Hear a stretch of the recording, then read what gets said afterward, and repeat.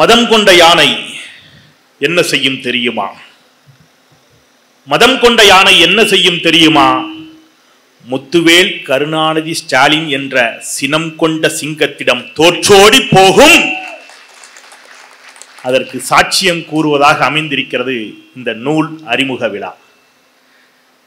நான் சேலஞ்ச் பண்ற, சவால் விடுகிறேன். இந்தியாவில் ஏதேனும் ஒரு மாநிலத்தில் ஒரு கல்வி அமைச்சர் இப்படி ஒரு நூலை எழுதுவார் என்று நம்மால் கற்பனை செய்து கூட பார்க்க முடியாது. அப்படி எழுதப்பட்ட ஒரு நூலுக்கு நூல் வெளியீட்டு விழா நடத்துவதல்ல, அதை தாண்டி மாவட்டங்கள் தோறும் நூல் அறிமுக விழா நடத்துவது என்பது கற்பனையிலும் செய்து பார்க்க முடியாத ஒன்று. அவ்வாறு நடைபெறும் ஒரு நூல் அறிமுக விழா கூட்டத்திற்கு புதுப்பட ரிலீஸுக்கு வந்திருக்கிற மாதிரி இத்தனை பேர் வந்திருக்கிறீங்க அப்படின்னு சொன்னா, இதுதான் தமிழ்நாடு, இதுதான் தமிழ்நாடு, இதுதான் தமிழ்நாடு. எனக்கு இன்னைக்கு இந்த புத்தகத்தை அவ்வளவு முக்கியம் அப்படிங்கிறதுக்கான காரணத்தை சொல்றதுக்கு முன்னாடி நான் ஒன்று சொல்றேன். நான் தங்கச்சிட்ட பேசும்போது சொன்னேன், பாப்பா அங்க பாரு, நம்ம தோழர்கள் இருக்காங்க, திராவிடர் கழக தோழர்கள் கருப்பு சட்டை போட்டு நிக்கிறாங்க. அதுக்கு பக்கத்துல ஒரு ஐயா நெற்றி நிறைய திருநீர் அணிந்து, அவர் ஆன்மீகவாதி, ருத்ராட்சம் போட்டு கையில விசிறி வச்சு அவங்களுக்கு விசிறி விட்டுட்டு இருந்தாரு. அவங்க கடவுளே இல்லை என்று சொல்லக்கூடியவர்கள். அவர் அனுதினமும் கடவுளை வணங்கக்கூடியவர். அவர் கடவுள் இல்லை என்று சொல்பவர்களுக்கு விசிறியை வைத்து காற்று வீசி கொண்டிருக்கிறார் அல்லவா? இதுதான் தமிழ்நாடு. இதை கெடுப்பதற்கு வரும் மத யானைகளை நாம் என்ன செய்யணும்? ஓட ஓட விரட்டி அடிக்க வேண்டும். மேடையிலும் மேடைக்கு முன்பாக அமைந்திருக்கும் அனைவருக்கும் வணக்கத்தை சொல்லிட்டு, ஏன் இன்னைக்கு இந்த விழாவில் நாங்கள் வந்திருக்கிறோம்? அன்பில் மகேஷ் பொய்யாமொழி அவர்கள் பள்ளிக்கல்வித்துறை அமைச்சர் அப்படிங்கிறதுனாலயா, எங்களுடைய நெஞ்சுக்கினிய நண்பர் என்பதாலயா, எங்களுக்கு ஏதாவது ஒரு சிக்கல்னா முதல்ல அவரை தான் நினைச்சிருது. எங்க திருநெல்வேலி வட்டார மொழியில சொன்னா உயிரெடுப்போம்னா விடாம நையின்னு. ஏன்னா இப்ப கூட தங்கச்சி ஒருத்தன் மதிவதனியினுடைய அறிவாற்றலை எதிர்கொள்ள முடியாமல் அவதூறுகளை கக்கிய போது, அண்ணன் இவனை சும்மா விடக்கூடாது, அவனை கைது பண்ணணும், அவன் மீது சட்டப்படியாக நடவடிக்கை எடுக்கணும், விடாம அவருக்கு போன் மேல போன் பண்ணிக்கிட்டே இருந்தேன். அவர் சொன்னாரு, கண்டிப்பாக சட்டம் தன் கடமையை செய்யும், நீங்கள் அமைதியாக இருங்கள் என்றார். சட்டம் தன் கடமையை செய்தது. அதற்கு நான் நன்றி சொல்கிறேன். நீங்களும் கூட கரவொலி எழுப்பி அமைச்சருக்கு நன்றி சொல்லலாம். அந்த அளவிற்கு எங்களுடைய எல்லா சிக்கல்களிலும் எங்களோடு துணை நிற்கிறார் என்பதாலா? இல்லை. முதல்வரின், நல்லா கவனிச்சாதான் புரியும், முதல்வரின் நண்பனின் மகன் என்பதாலா அல்லது முதல்வரின் மகனின் நண்பன் என்பதாலா? முதல்வரின் நண்பனின் மகன், முதல்வர் மகனின் நண்பன். இந்த இரண்டு காரணங்களால் இங்கே நிற்கிறோமா என்றால் அதுவும் இல்லை. எப்பா எதுக்கு தான் நிக்க சொல்லு. என்ன, நூலை அணிந்தவர்கள் மட்டுமே நூலை அறிந்து கொள்ள முடியும் என்று சொல்லப்படுகின்ற வர்ணாசிரம ஆரிய பார்ப்பனிய சித்தாந்தத்தை அடித்து உதைத்து சுக்கு நூறாக கிழித்து எறியக்கூடிய ஒரு அறிவாயுதத்தை அவர் நமக்கு தந்திருக்கிறார் என்ற காரணத்தினால் நாம இன்னைக்கு இங்க நிக்கிறோம். இது ஒரு அறிவாயுதம். இந்த அறிவாயுதத்தை நாம் அனைவரும் கைகளில் ஏந்த வேண்டும். இதுல நிறைய சொல்லிட்டு போனோம். நான் சில விஷயங்களை மட்டும் சொல்லிடுறேன். அதுலயும் எங்களுக்குள்ள ஒரு உடன்படிக்கை இருக்குது, எனக்கும் தங்கச்சிக்கு. அண்ணன் எல்லாத்தையும் நீ பேசிட்டு வந்துடாத, எனக்கு கொஞ்சம் மிச்சத்தை வச்சுட்டு வா அப்படின்னு தங்கச்சி சொல்லியிருக்கிறா. அதனால நான் கொஞ்சம் சொல்லிடுறேன், மீதிய தங்கை பேசுவார். அதிகாரம் 10வது அதிகாரம் பக்கம் 81. அதுல ஒரு விஷயத்தை சொல்றாரு. கடந்த நூற்றாண்டுகளில் வர்ணாசிரமத்தின் பேரால் இந்திய பூர்வ குடிகளின் கல்வி உரிமைகள் பறிக்கப்பட்டன. தற்போது கல்விக்கூடங்களுக்குள் நுழைந்து நம்முடைய மொழி, பண்பாடு, வரலாறு, அடையாளங்களை சிதைக்கும் வேலைகளும் நடைபெறுகின்றன அப்படிங்கிறத குறிப்பிட்டு பாடத்திட்டம் எப்படி காவியமயம் ஆகிறது அப்படிங்கிறத அதுல சொல்றாரு விரிவாக. அதுக்குள்ள போகலாம். அதுக்கு முன்னாடி ஒரு வார்த்தை. கடந்த நூற்றாண்டுகளில் வர்ணாசிரமத்தின் பேரால் இந்திய பூர்வ குடிகளின் கல்வி உரிமைகள் பறிக்கப்பட்டன அப்படின்னா உங்களுக்கு இத அதுல அது புத்தகமா எழுதியிருக்கிறார். ஒரு எளிமையா உங்களுக்கு சொல்ற மாதிரி நான் அப்படி சொல்றேன். எல்லாம் கர்ணன் படம் பார்த்திருக்கீங்கல்ல? கர்ணன், தனுஷ் நடிச்ச கர்ணன் இல்ல. செஞ்சோற்று கடன் தீர்க்க சேராத இடம் சேர்ந்து, மீதி பாட்டு யாருக்காவது தெரியுமா? வஞ்சத்தில் வீழ்ந்தாயடா கர்ணா, வஞ்சகன் கண்ணனடா, அப்ப நான் சொல்லலப்பா, என் மேலதான் கேச பாட்டு இந்து விரோதின்னு கிளம்பிட போறான் யாராவது. அந்த கர்ணன் படத்துல எங்க ஆசிரியர்கள்லாம் வந்திருப்பீங்கன்னு நினைக்கிறேன், டீச்சர்ஸ் இருப்பீங்க. ஒரு காட்சி நீங்க எல்லாம் பார்த்த காட்சி தான். கர்ணன் பாடம் எடுக்கிறாரு வாத்தியாரு, மத்தியானம் லஞ்ச் பீரியடு, வாத்தியார் நல்லா சாப்பிட்டு மாணவன் மடியில படுத்து தூங்கிட்டாரு.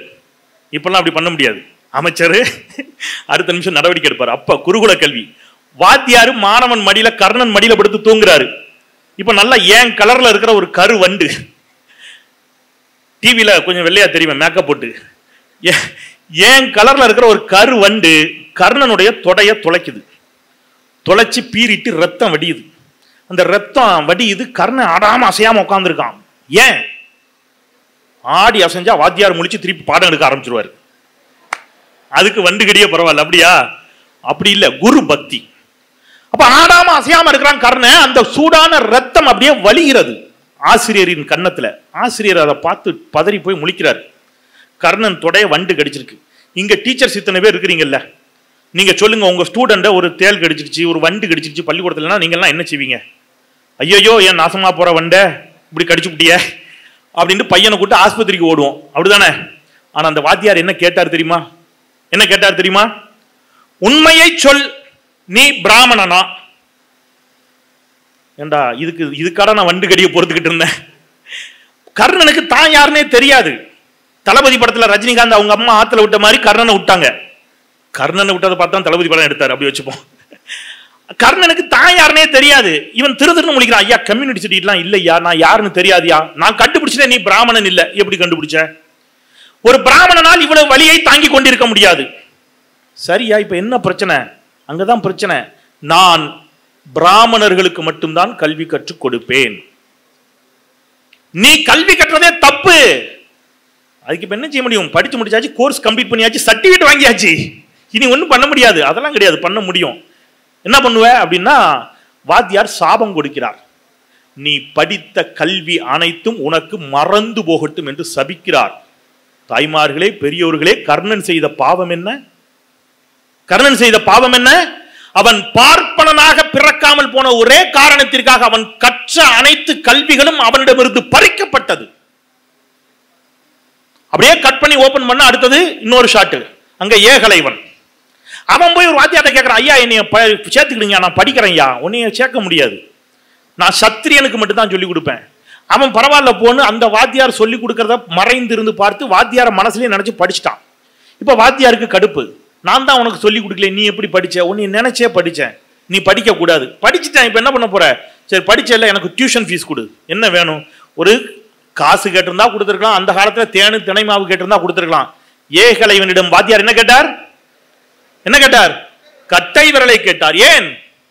கட்டை விரல் இல்லாம அம்பு எய்ய முடியாது எனில் அவனுடைய வித்தை, அவனுடைய கல்வி அவனிடமிருந்து பறிக்கப்பட்டது. பார்ப்பனனாக இல்லாமல் போற காரணத்தினால் கர்ணன் அவனுடைய கல்வி அவனிடமிருந்து பறிக்கப்பட்டது. சத்திரியனாக இல்லாமல் போன காரணத்தினால் ஏகலைவனின் கல்வி அவனிடமிருந்து பறிக்கப்பட்டது. அதனால்தான் முத்தமிழர் டாக்டர் கலைஞர் சொன்னார், நாங்கள் யாரையும் கர்ணனாகவோ ஏகலைவனாகவோ ஆக விட மாட்டோம். கட்டை விரலோ தலையோ இனி எவரேனும் காவு கேட்டால் அவர்களின் பட்டை உரியும், சுடுகாட்டில் அவர்களின் கட்டை எரியும் என்று கலைஞர் சொன்னார். எங்க கிட்ட வந்து கட்ட வரல காவு கேட்காத எங்க பிள்ளைங்களை நாங்க படிக்க வைப்போம். அப்ப வட இந்திய இதிகாசங்களும் புராணங்களும் கட்ட வரல காவு கேட்டுக் கொண்டிருந்த காலகட்டத்தில் தமிழ்நாடு எப்படி இருந்துச்சு, தமிழ் சமூகம் எப்படி இருந்துச்சுன்னு கேட்டீங்கன்னா 2000 ஆண்டுகளுக்கு முன்பாகவே கல்வியில் சிறந்த தமிழ்நாடாக இருந்துச்சு. கேடில் விழிச்செல்வம், கல்வி ஒருவருக்கு மாடல்ல மற்ற எவை. இப்ப அதுக்கு ஒரு மாடு ஒரு விளக்கம் சொல்லி இருக்கு. ஆசிரியர்கள் அங்க இருக்கிறீங்க. மாடுன்னா செல்வம், மாடல்ல மற்ற எவைன்னா மாடும் மாடு என்ற சொல்லுக்கு செல்வம் என்று பொருள். அதுக்கு இப்போ ஒருத்தர் விளக்கம் சொல்லியிருக்காரு. தமிழ் தேசிய வியாதி, மாட்டையும் திருவள்ளுவர் செல்வம் என்று சொல்லிவிட்டார் அப்படின்னு ஒரு விளக்கம். அது ஒரு பக்கம் இருக்கட்டும். நம்ம இப்போ அது போன்ற வாழ்நாள் முழுவதும் பெரியாரையும் கலைஞரையும் எதிர்ப்பதையே தங்களுடைய முழு நேர தொழிலாக கொண்டிருக்கக்கூடிய தமிழ் தேசிய வியாதிகளை பற்றி நாம இங்க பேசி நேரத்தை விரயமாக்க வேணா, விட்டுருவோம், அது வேற. காலம் அவர்களுக்கு ஒரு நாள் உணர்த்தும், அப்பொழுது ரைட். இப்போ இப்படி தமிழ் சொல்லியது, கல்விதான் முக்கியம் அப்படின்னு சொல்லி கொண்டிருந்த ஒரு காலகட்டம் இருந்துச்சு. இப்போ உங்களுக்கு ஒரு கேள்வி வரும், அவங்களும் அதான் மேடையில் கேட்காங்க, அப்ப கரெக்ட் தானே, அப்ப அத்தனாயிரம் ஆண்டுகளுக்கு முன்பாக தமிழ் சமூகம் கல்வி கற்ற சமூகமாக இருந்ததல்லவா? பெரியார் வந்துதான் படிக்க வச்சாரு, அண்ணா வந்துதான் படிக்க வைத்தார், பெருந்தலைவர் காமராஜர் தான் படிக்க வைத்தார், முத்தமிழன் டாக்டர் கலைஞர் தான் படிக்க வைத்தார், இப்ப ஏதோ அன்பில் மகேஷ் தான் படிக்க வச்சுக்கிட்டு இருக்காரு, ஸ்டாலின் தான் படிக்க வச்சுட்டு இருக்காரு, நீங்க எல்லாம் கதை விடுறீங்களே, ஏமாத்துறீங்களே என்று ஒரு கேள்வியை கேட்கிறார்கள். 2000 வருஷத்துக்கு முன்னாடி தமிழ் சமூகம் கற்றறிந்த சமூகமாகத்தான் இருந்தது உண்மை. இங்க எத்தனை பேருடைய பாட்டி டிகிரி ஹோல்டர் கை தூக்குங்க? எத்தனை பேரோட தாத்தா டிகிரி ஹோல்டர்? ஒரே ஒருத்தங்க பாட்டி. இவ்வளவு பெரிய கூட்டத்தில் ஒரு 5 பேர் இருப்பீங்களா அதிகபட்சம். ஏன் உங்க பாட்டியெல்லாம் யார் படிக்க விடல? வர்ணாசிரமும் பார்ப்பனியமும் ஆரியமும் நம்மை படிக்க விடக்கூடாது என்று தடுத்து வைத்திருந்த பொழுது தந்தை பெரியார் என்ற ஒரு கிழவன் தன்னுடைய கைத்தடியை கொண்டு அவர்களை ஓட ஓட அடித்து விரட்டி நாங்கள் கற்றால் என்ன தவறு என்று கேட்டு நமக்கு கல்வியை தந்ததால் இன்னைக்கு தமிழ்நாடு GER என்று சொல்லக்கூடிய கிராஸ் என்ரோல்மெண்ட் ரேஷியோல அமெரிக்காவுக்கும் சீனாவுக்கும் இணையாக நிற்கிறது என்று சொன்னால் அவர்களுக்கு நாம் நன்றியுணர்ச்சியோடு நம்முடைய கரவொலியை எழுப்ப வேண்டும். இந்த கல்வியை சீரழிப்பதற்குத்தான் இப்ப இந்த புதிய கல்விக் கொள்கையை கொண்டு வருகிறார்கள். நண்பர்களே, நீங்க இந்த நூல்ல சொல்லப்பட்டிருக்கக்கூடிய செய்திகள்ல மிக முக்கியமானது இப்ப வரைக்கும் எனக்கு ரொம்ப ஆச்சரியம். இந்த புதிய கல்விக் கொள்கையுடைய சிக்கல் அப்படி என்னதான் சிக்கல், பேராபத்து அதுல இருக்குது அப்படின்னு கேட்டீங்கன்னா மிக பெரும் பேராபத்து இருக்கிறது. அதுல என்ன பேராபத்துன்னு அந்த புத்தகத்திலே அவர் சொல்றாரு. நம்ம பிள்ளைங்களுக்கு என்னெல்லாம் சொல்லிக் கொடுக்க போறாங்க அப்படிங்கறத அந்த புத்தகத்தில் சொல்லியிருக்காரு. புதிய கல்விக் கொள்கை சமஸ்கிருதத்தை சொல்லிக் கொடுக்க போகுது. எப்படி சொல்லிக் கொடுக்க போகுதுன்னா, தமிழ்ல புதிய கல்விக் கொள்கையுடைய டிராஃப்ட் 155 பக்கத்துக்கு இருக்குது. அமைச்சர் அதை முழுக்க படித்திருக்கிறார். எனக்கு அதான் ஆச்சரியம். அத்துணையையும் அலசி ஆராய்ந்து அந்த புத்தகத்தில் கொடுத்திருக்கிறாரு. அதுல 129ஆம் பக்கத்துல இப்படி சொல்லுது. சமஸ்கிருதம், ஹிந்தி திணிப்பு கூட இல்ல, நல்லா கேட்டுங்க. சமஸ்கிருதம் மும்மொழி வாய்ப்பாட்டு மொழி தெரி உரிமைகளில் ஒன்றாக பள்ளிகளிலும் உயர் கல்வியிலும் ஆற்றல் மிகு முன்னளிப்புகளுடன் முதன்மை நீரோட்டமாக இருக்கும். சமஸ்கிருதம் முதன்மை நீரோட்டமா இருக்குமா? இப்ப சமஸ்கிருதம் படிச்சு நாங்க என்ன பிள்ளையார் கோயிலுக்கு பூசாரி வேலைக்கடா போறோம்? யோசிங்க. நம்முடைய முதலமைச்சர், நான் எந்த தொழிலையும் குறைத்து மதிப்பிடல, நாங்க சமஸ்கிருதத்துல மந்திரம் படித்து ஆகம விதிப்படி அர்ச்சகராகலாம்னு படிச்சுட்டு வந்தா நீ அங்கேயும் விட மாட்டேங்கிற. அப்புறம் எதுக்கு இப்ப எங்களை சமஸ்கிருதம் படிக்க சொல்ற? அது தனித்த நிலையில் கற்பிக்கப்படாமல் கணிதம், வானியல், மெய்யியல், மொழியியல், நாடகவியல், யோகம் போன்ற பிற சமகால தொடர்புடைய பாடங்களுடன் இணைக்கப்பட்டு கற்பிக்கப்படும் சமஸ்கிருதம். அப்புறம் மிக முக்கியமான ஒரு ஆப்பதில் வைக்கிறாங்க. இவ்வாறு சமஸ்கிருதமானது மும்மொழி வாய்ப்பாட்டில் ஒரு தெரி உரிமையாக, மாணவர்களின் பொருட்டு முக்கிய வளப்படுத்தும் ஒரு தெரி உரிமையாக பள்ளி கல்வி மற்றும் உயர்கல்வியின் எல்லா நிலைகளிலும் வழங்கப்படும். எல்லா நிலைகளிலும் வழங்கப்படும். சரி, இப்ப சமஸ்கிருதத்துல நீ என்ன சொல்லி கொடுப்ப? அமைச்சர் அதை குறிப்பிட்டு கேட்கிறாரு. சமஸ்கிருதத்துல என்ன சொல்லி கொடுப்பேன்னா, நல்லா கேட்டுக்க, உங்க பிள்ளைங்களுக்குலாம் இது ரொம்ப முக்கியமான செய்தி. ஏன்னா பிள்ளைங்க பள்ளிக்கூடத்தில் படிப்பாங்க, ரொம்ப முக்கியம். புதிய கல்விக் கொள்கை எவ்வளவு ஆபத்துங்கிறதுக்கு சொல்றேன். சமஸ்கிருதத்தில் புதிய கல்விக் கொள்கையை ஏற்றுக்கொண்டால் சமஸ்கிருதத்தில் பஞ்சதந்திர கதைகள், ஜாதகம் பார்க்க சொல்லி கொடுக்கப்படும்.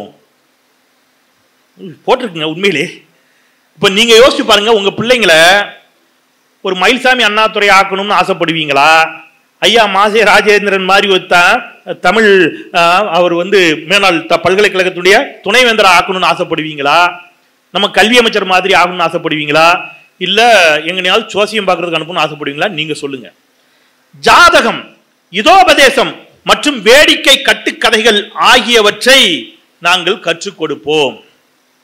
ரொம்ப முக்கியமான பிரச்சனை இங்கதான் வருது. இதுதான் நம்முடைய அமைச்சரையும் நம்முடைய முதலமைச்சரையும் கோபப்படுத்திய புதிய கல்விக் கொள்கையுடைய திட்டம். அமைச்சர் அதை குறிப்பிட்டு கேள்வி எழுப்பி இருக்கிறார். மாணவர் ஒவ்வொருவரும், ஒரு வார்த்தையை தவற விட்டீங்கனாலும் இதுல இருக்கிற ஆபத்து உங்களுக்கு புரியாது, கவனமா கேளுங்க. எங்களுடைய பிரச்சனை இல்ல, அமைச்சருடைய பிரச்சனை இல்ல, தமிழ்நாடு அரசுடைய பிரச்சனை இல்ல. தாய்மார்களே, பெரியோர்களே, சகோதர சகோதரிகளே, இது உங்களுடைய பிரச்சனை. புதிய கல்விக் கொள்கை நடைமுறைக்கு வந்தால் என்ன சிக்கல் அப்படின்னு, மாணவர் ஒவ்வொருவரும் 6, 7, 8ஆம் வகுப்புகளின் பொழுது ஒரு தொழிற்பாடப்பிரிவை மேற்கொள்வார்கள்.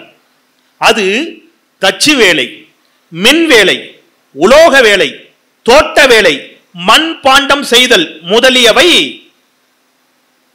அதுல கற்றுக் கொடுக்கப்படும். மாநிலங்கள் மற்றும் உள்ளூர் சமூகங்களால் தீர்மானிக்கப்பட்டவாறும். இந்த வார்த்தை தான் ரொம்ப முக்கியமான வார்த்தை. உள்ளூர் சமூகங்களால் தீர்மானிக்கப்பட்டவாறும் அப்படின்னா என்ன அர்த்தங்க? யாருக்கா புரியுதா? உள்ளூர் சமூகங்களால் தீர்மானிக்கப்பட்டவாறுன்னா, தஞ்சாவூர்ல ஒரு சமூகம் ஒரு வேலையை செஞ்சுக்கிட்டு இருந்திருக்கும் காலங்காலமா. ஒரு தாத்தா அந்த வேலையை செஞ்சிருப்பாரு. அந்த வேலையை அவர் பேரனுக்கு கத்து கொடுங்கிறான். உள்ளூர் சமூகங்களால் தீர்மானிக்க திட்டமிடப்பட்டவாறும் 6, 7, 8ஆம் வகுப்புகளுக்கான நடைமுறை அடிப்படையிலான பாடத்திட்டம் தேசிய பள்ளிக்கல்வி பாடத்திட்ட சட்டகம் 2020-21 உருவாக்குகையில் தேசிய கல்வி ஆராய்ச்சி மற்றும் பயிற்சி குழுமத்தால் வடிவமைக்கப்படும். 10 நாள் புத்தக பையில்லாத, அந்த பையன் பள்ளிக்கூடம் வரக்கூடாது 10 நாளைக்கு, புத்தக பையில்லாத ஒரு கால அளவுக்கு மாணவர்கள் எல்லோரும் ஏதோ ஒரு தச்சர்கள், தோட்டக்காரர்கள், குயவர்கள், கலைஞர்கள் முதலியவர்களை உள்ளூர் செய்தொழில் வல்லுநர்களுடன் உள்ளுறையும் நிலையில் பங்கேற்பார்கள். அப்படின்னா என்ன அர்த்தம் புரியுதா? 10 நாள் நம்ம வீட்டு புள்ள எங்கேயாவது மண்பாண்டம் செய்யறதுக்கோ தோட்ட வேலை செய்யறதுக்கோ அங்க போய் தங்கி இருந்து அவங்க கூட இருந்து அந்த வேலையை கற்றுக்கொள்ள வேண்டும். இதுல என்ன சார் தப்பு? ஏதாவது ஒரு தொழிலை கத்துக்கலாம்ல? கத்துக்கலாம். என்னைய கொண்டு போய் ஏதாவது பூசாரி வீட்டில் விட்டுரு, நான் கத்துக்கிறேன். 10 நாள் அவ வீட்டில் நான் வளர்றேன். 10 நாள் அந்த தொழிலை கத்துக்கிட்டு நான் கோயிலுக்கு பூஜை பண்ண வர ரெடி, நீ விடுவியா? அப்ப இது எவ்வளவு பெரிய பித்தலாட்ட வேலை என்பதை தயவு செய்து புரிந்து கொள்ள வேண்டும் சொந்தங்களே. இந்த பித்தலாட்ட வேலை எவ்வளவு தூரம் நடக்குது அப்படின்னு கேட்டீங்கன்னா, நான் திருப்பி திருப்பி அதை பேசக்கூடாதுன்னு நினைக்கிறேன், இருந்தாலும் வேற வழியில் அதை பேசி அப்படி. சமீபத்தில் ஒருத்தர் சொன்னார், எல்லாரும் டாக்டர் ஆயிட்டா யார் ஆடு மாடு மேய்க்க போறது? நீ உன் பிள்ளைங்க வந்து மேயி. அப்படித்தானே? எல்லாரும் டாக்டர் ஆயிட்டா யார் ஆடு மாடு மேய்க்க போறது? அவர் கேட்கிறாரு. அதே கேள்வியை தமிழ்நாடு பிராமணர் சங்க தலைவர் எழுப்புகிறார். தமிழ்நாட்டில் ஸ்கில் லேபரே இல்லாம போயிட்டாங்க, திராவிட கட்சிகள் ஸ்கில் லேபர் இல்லாம ஆக்கிட்டாங்க என்று சொல்லுகிறார். சரி, ஸ்கில் லேபர்னா என்ன சார்? ஸ்கில் லேபர்னா வேற இல்லை, செருப்பு தைக்கிற வேலை, சாண பிடிக்கிறது, தோட்ட வேலை, பிளம்பிங் வேலை, இந்த மாதிரி வேலைகளுக்கு தமிழ்நாட்டில் இளைஞர்கள் இல்லாமல் போய்விட்டார்கள். இது திராவிட கட்சி சீரழித்து விட்டது அப்படிங்கிறார். ரொம்ப கவலைப்படாதீர்கள் மாமா, உங்காத்த அம்பி அனுப்புங்கோ, அந்த வேலைகளை செய்ய சொல்லுங்கன்னா. இல்லை, அம்பி ஆஸ்திரேலியாவில் இருக்கான், அமெரிக்காவில் இருக்காங்கிறார். இப்போ உங்காத்த அம்பி படிச்சு முடிச்சு ஆஸ்திரேலியாலையும் அமெரிக்காவிலையும் போவதற்கு உரிமை இருப்பது போல எங்கூட்டு தம்பிய எங்கூட்டு தங்கச்சிய படிக்க வச்சு நாங்க அமெரிக்காவுக்கும் ஆஸ்திரேலியாவுக்கும் அனுப்ப வேண்டும் என்று நினைத்தால் என்ன தவறு அப்படிங்கிறது தான் இந்த மத யானை புத்தகத்தில் அமைச்சர் எழுப்பி இருக்கக்கூடிய கேள்வி. கேள்வியோட நிப்பாட்டல, திட்டங்களை போட்டு அதை செய்து காட்டியிருக்கிறார். என்ன திட்டம்? உயர்வுக்கு படி அப்படின்னு ஒரு திட்டம். வெறும் புத்தகத்தை எழுதிட்டு போல அவரு. உயர்வுக்கு படி எத்தனை பேருக்கு டீச்சர்ஸுக்கு தெரிஞ்சிருக்குன்னு நினைக்கிறேன். உயர்வுக்கு படி திட்டம். 12ஆம் வகுப்பு முடிச்ச ஒரு பையன் உயர்கல்விக்கு போகல அப்படின்னா அவனை வீடு தேடி போய் ஏன் படிக்கல, என்ன காரணத்துக்கு நீ உயர்கல்விக்கு போகல என்று அந்த மாவட்ட ஆட்சித்தலைவர் போய் கேட்கணும். நேர்ல கேட்டு அவனை கூட்டு வந்து படிக்க வைக்க வேண்டிய பொறுப்பு மாவட்ட ஆட்சித்தலைவருக்கு என்று சொல்லி ஒரு சட்டத்தை போட்டு இன்றைக்கு இடைநிற்றலை இல்லாமல் செய்த ஒரு சாதனையை நிகழ்த்தி காட்டிவிட்டு இங்கே நம்முடைய அமைச்சர் ஸ்டாலின் அவருடைய தளபதியாக இங்கே அமர்ந்திருக்கிறார் அப்படின்னு சொன்னா, எதையுமே என்ன செய்யல, வாய்ச்சொல் வீரர்களாக அவர்கள் இங்கே இல்லை. அம்பேத்கர் அயலக கல்வி உதவித்தொகை திட்டம்னு ஒரு திட்டம். பட்டியல் சமூக மாணவர்கள் வெளிநாடுகளில் இருக்கக்கூடிய பல்கலைக்கழகங்களில் படிக்கணும், அவங்களுக்கு வாய்ப்பு கிடையாது. அரசு அந்த பொறுப்பை ஏற்றுக்கொண்டு கடந்த ஓராண்டில் மட்டும் 173 பட்டியல் சமூகத்தைச் சேர்ந்த இளைஞர்கள் வெளிநாடுகளில் இருக்கக்கூடிய பல்கலைக்கழகங்களில் கல்வி பயிலுவதற்காக அனுப்பி வைக்கப்பட்டிருக்கிறார்கள் என்று சொன்னால், இப்ப இந்த மத யானை இவர் எழுதல, இதை நம்ம தடுத்து நிறுத்தலைன்னா என்ன ஆகும் அப்படின்னு கேட்டீங்கன்னா, ரொம்ப எளிமையா சொல்லிடுறேன். நீங்க சினிமா காட்சி மாதிரி நான் ஒரு காட்சி சொல்றேன். நம்ம வாய்ப்பு இருந்தா அமைச்சர் என்ன யாராவது ஒரு கேமராமேனை போட்டு கூட அதை எடுக்கணும், மக்களுக்கு எளிய வகையில் அதை புரிய வச்சிடலாம். நீங்க சென்னைக்கு போங்க அல்லது திருப்பூர் போங்க, திருப்பூர் ரயில் நிலையத்தில் ஒரு மணி நேரம் கேமரா வைங்க, நீங்களும் அங்க உட்கார்ந்து பாருங்க, அல்லது சென்னை ரயில் நிலையத்தில் உட்கார்ந்து பாருங்க. வடநாட்டை சேர்ந்த ஏராளமான தம்பிகள் தங்கைகள், சொல்றதுக்கு மனசு வருத்தமா இருக்கு, பசி பஞ்சம் பட்டினியோடு மெலிந்த தேகத்தோடு கல்வி அறிவு அற்றவர்களாக தங்களுடைய ஒருவேளை சாப்பாட்டுக்கு வழியின்றி தமிழ்நாட்டை தேடி சாறை சாறையாக வரக்கூடிய காட்சிகளை நீங்கள் பார்க்க முடியும். இது எங்க? ரயில் நிலையத்தில். அப்படியே கட் பண்ணி கேமரா அப்படியே சென்னை ஏர்போர்ட் பக்கம் திருப்புங்க. சென்னை விமான நிலையத்தில் கன்னியாகுமரியில் தொடங்கி தஞ்சை, திருச்சி, நாகப்பட்டினம், சென்னை என்ற அனைத்து பகுதிகளைச் சேர்ந்த இளைஞர்களும் மிகப்பெரிய வெளிநாட்டு நிறுவனங்களில், மென்பொருள் நிறுவனங்களில் மிகப்பெரிய பதவிகளில் வேலைக்கு செல்வதற்காக கோட்டு சூட்டை போட்டுட்டு கையில டேபோட கம்ப்யூட்டரோட லேப்டாப்பை வச்சுக்கிட்டு காலுக்கு மேல் கால் போட்டு விமான நிலையத்தில் உட்கார்ந்து இருக்கிறான்ல. இது ஒரே நாள்ல கேரளால இருந்து மந்திரவாதியை கூட்டு வந்து சாதித்தது அல்ல அன்புக்குரிய பெருமக்களே. இது அரை நூற்றாண்டு கால திராவிட கட்சிகளினுடைய மாபெரும் சாதனை. இந்த ஒரு காட்சி விளக்கும் தமிழ்நாட்டை என்னன்னு சொல்லி. அப்ப அது தொடர்ந்து நடந்து கொண்டிருக்கிறது. இன்னைக்கு வந்த செய்தி ராஜஸ்தான்ல நம்ம எப்படி பெருந்தன்மையோட இருக்கிறோம் பாருங்க. நம்ம அரசு அமைந்தவுடன் ஐயா எடப்பாடி பழனிசாமி அவர்கள், எந்த எடப்பாடி பழனிசாமி? கம்பராமாயணத்தை எழுதிய சேக்கிலார். அந்த எடப்பாடி பழனிசாமி அவர்களுடைய படம் போட்டு புக் ஸ்கூல் பேக் அடிச்சு வச்சிட்டாங்க. நினைச்சிருந்தா நிப்பாட்டி இருக்கலாம். ஜெயலலிதாமா எல்லா திட்டத்தையும் நிப்பாட்டிச்சு. ஆனால் நம்முடைய முத்துவேல் கருணாநிதி ஸ்டாலின் அவர்களும் நம்முடைய மாண்புமிகு கல்வி அமைச்சர் அவர்களும் ₹1 கூட விரயமாக கூடாது என்று சொல்லி திமுக ஆட்சியில் எடப்பாடி பழனிசாமி படம் போட்டு அச்சிடப்பட்ட புத்தக பைகளை கொண்டு போய் விநியோகித்து கல்விதான் முக்கியம் என்று சொன்னார்கள். அப்படியே இன்னைக்கு ராஜஸ்தான்ல நேத்து வந்த செய்தி, ராஜஸ்தான்ல சுமார் 2.5 கோடி ரூபாய் அளவுக்கு 2.5 கோடி ரூபாய் அளவுல செலவிடப்பட்டு புத்தகங்கள் அச்சடிக்கப்பட்டிருக்கு. அந்த புத்தகத்துல மோடியை பத்தி படம் இல்லையா, மோடியோட போட்டோவை போட மறந்துட்டானுங்க. 2.5 கோடி ரூபாய் செலவிடப்பட்டு அச்சிடப்பட்ட அனைத்து புத்தகங்களையும் அந்த மாநில அரசு திரும்ப பெற்றிருக்கிறது.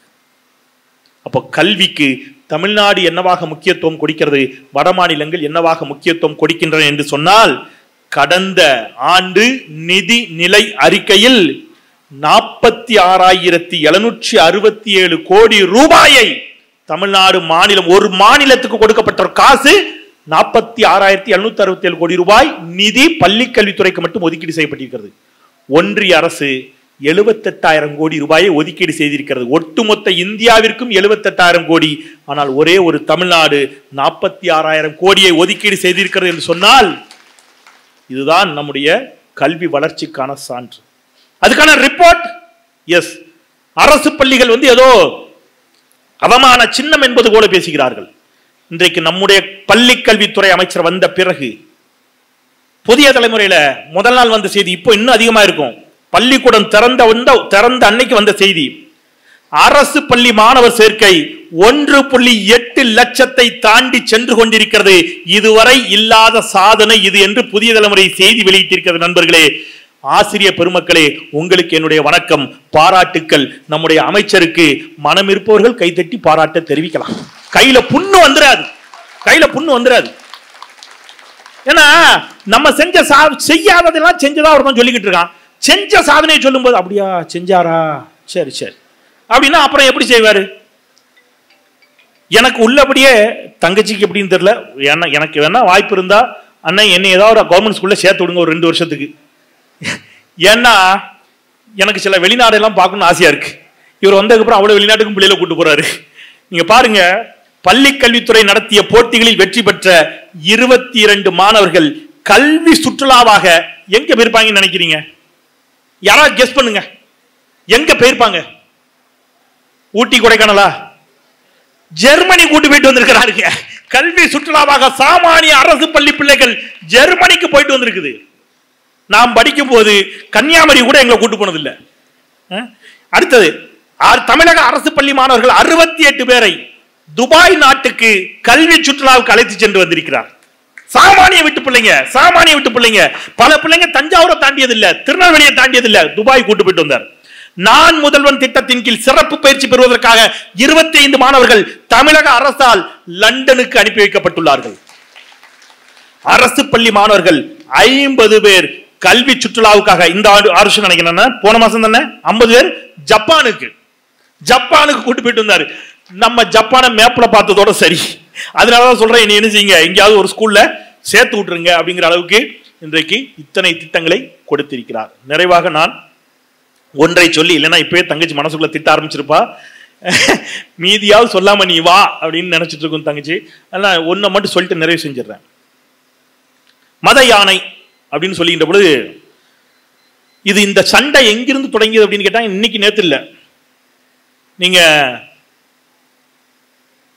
ஒரு மாம்பழத்துக்கு 2 பேருக்கு சண்டை. ஐயோ, இது தப்பா புரிஞ்சு கொள்ளப்படுமே. மாம்பழத்துக்கு 2 பேருக்கு சண்டைன்னா நீங்க இல்லைங்க, அது அப்படி இல்லை. நீங்க தயவு செய்து தப்பா புரிஞ்சுக்காங்க. நான் சொல்ல வந்தது அப்ப மாம்பழத்துக்கு வந்து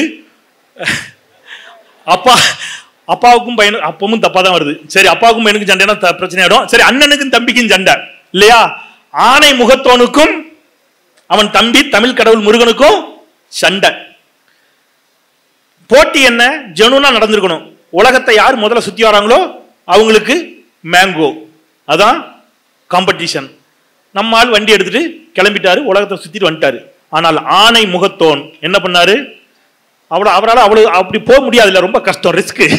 எப்படி போய் சுத்துவாரு? அப்படி அப்ப பாக்குறாரு, அம்மையப்பன் என்றால் என்ன, உலகம் என்றால் என்னன்னு ஒரு கேள்வியை கேட்டு அம்மா அப்பா சுத்தி வரலாம்னு நாரதர் சொல்லி அம்மா அப்பா சுத்தி வந்து மேங்கோ வாங்கிட்டு போயிட்டாரு. இப்ப நம்மால் வந்து நிக்கிறாரு, இங்க மேங்கோ இல்ல. இப்ப சண்டை. நீங்க யோசிச்சு பாருங்க, வட இந்திய கடவுள்களுக்கும் நம்ம கடவுளுக்கும் கூட என்ன வித்தியாசம்? இந்த சண்டை எங்கிருந்து? நான் ஐயா மேனாள் பல்கலைக்கழக துணைவேந்தர் சொன்ன மாதிரி தான் நான் சொல்றேன். இந்த நீட்சி தொடர்பு இன்னைக்கு அன்பில் மிக சண்டை போடுறது எங்கிருந்து வந்துச்சுங்கிறதுக்கு சொல்றேன். ராமன் அப்படின்னு சொல்றோம் இல்லையா? நிறைய ராமன் இருக்காங்க. ஸ்ரீராமன், பலராமன், பரசுராமன், நிறைய ராமன் இருக்காங்க. ராமன்னா என்ன அர்த்தம் தெரியுமா? சொன்னதை அப்படியே கேட்கிறவன். கைகை காட்டுக்கு போனா அப்படியே போகணும். வாலி வந்து வதம் செய்யணும், அப்படியே வாலியை வதம் செய்யணும், வதம் செய்யணும். சும்மா சாமி கும்பிட்டு இருக்கிற சம்புகனை போய் வெட்டிட்டு வானா வெட்டிட்டு வந்துடணும். அதான் ராமன், ரைட்? ஆனா தமிழ் கடவுள் முருகன் அப்படி இல்லை. அவர் கேள்வி கேட்டாரு, என்னடா இது பித்தலாட்டமா இருக்கு, உங்களை நம்பி நாம் ஊரை சுத்திட்டு வந்தா, உலகத்தை சுத்திட்டு வந்தா, அதுக்குள்ள ஏன் பழத்தை ஆட்டையை போட்டீங்க? இல்லப்பா, அப்பா சொல்றாரு கேளு.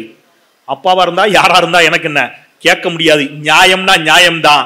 எனக்கென்று ஒரு நாடு, என் மக்கள், முடிந்தால் என்னை அங்கு வந்து பாருங்கள் என்று சொல்லி அன்னைக்கே தனி நாடு கேட்டு கிளம்பி போயிட்டாரு முருகர். சோ தென்னாடு ஏன் எப்பொழுதும் தனித்துவமாக இருக்கிறது என்று சொன்னால், தமிழ் கடவுள் முருகனாகவே இருந்தாலும் பிரச்சனைன்னு வந்துட்டா தனி நாடு தான். நான் இங்க சொல்லல, நாம தனி நாடுலாம் பேசல, அப்புறம் அது வேற சர்ச்சையாற போகுது. நான் முருகர் கேட்டதை சொல்றேன். நீங்க ஏதாவது கேஸ் போடணும்னா அங்கதான் போகணும். முருகரே என்ன செய்யறாரு? சிவபெருமானாகவே இருந்தாலும் தப்பு தப்புதான்னு சொன்ன துணிச்சல் யாருக்கு இருந்துச்சு? நக்கீரனுக்கு இருந்துச்சு. நீரே முக்கன் முதல்வனாயினும் ஆகுக, உடம்பெல்லாம் கண்ணாக்கி சுட்ட போதும் நெற்றிக்கண் திறப்பினும் குற்றம் குற்றமே என்று சொல்லுவது தமிழ். நாங்க கடவுளாவே இருந்தாலும் போயா தப்புதாயான்னு சொல்லக்கூடியவர்கள். மோடியை கண்டா பயந்து விடுவோம், எனவே ஓங்கி உறக்க சொல்லுவோம். இது 155 பக்க புத்தகம், நீங்க அவசியம் வாங்கணும். 155 பக்கத்தையும் 135 பக்கம் 135 பக்கத்தையும் படித்து முடித்த பிறகு நாம என்ன செய்யணுங்கிறத 136வது பக்கத்துல போட்டிருக்காரு. 135 பக்கத்தை படிச்சு முடிச்சுட்டு என்ன செய்யணும் அப்படின்னா, more we than I, more we தேன் ஐ. நான் நீ என்று சொன்னால் உதடுகள் ஒட்டாது, நாம் என்று சொன்னால் தான் உதடுகள் ஒட்டும் என்று முத்தமிழர் டாக்டர் கலைஞர் சொன்னதை ஆங்கிலத்தில் அச்சிட்டிருக்கிறார். அதைத்தான் தற்போது தமிழ்நாடு முதலமைச்சர் ஓரணியில் தமிழ்நாடு என்று சொல்லியிருக்கிறார். ஓரணியில் திரள வேண்டியதனுடைய அவசியம். இது போன்ற மத யானைகளை வீழ்த்துவதற்காக அந்த போரில், இந்த மத யானையை வீழ்த்தும் போரில் சினம் கொண்ட சிங்கமாக முத்துவேல் கருணாநிதி ஸ்டாலின் களத்தில் நிற்கிறார். அவருக்கு தளபதிகளாக நம்முடைய இளம் தலைவர் உதயநிதி ஸ்டாலினும், நம்முடைய மாண்புமிகு கல்வி அமைச்சர் அன்பில் மகேஷ் பொய்யாமொழியும், இன்ன பிற சகாக்களும் தோழர்களும் இருக்கிறார்கள். நாங்களும் அவர்களோடு களத்தில் போர் வீரர்களாக நிற்கிறோம். வீழ்வது நாமாக இருப்பினும் வாழ்வது தமிழாக இருக்கட்டும் என்று சொல்லி நம்முடைய மாண்புமிகு கல்வி அமைச்சர் அவர்களுக்கு என் நெஞ்சம் நிறைந்த வாழ்த்துக்களை சொல்லி இந்த நிகழ்வை மிகச்சிறப்பாக ஒருங்கிணைத்த நம்முடைய நாடாளுமன்ற மக்களவை உறுப்பினர் முரசொலி அவர்களுக்கும் மற்ற தோழர்களுக்கும் என்னுடைய நெஞ்சம் நிறைந்த நன்றியையும் வணக்கத்தையும் சொல்லி விடைபெறுகின்றேன். நன்றி, வணக்கம்.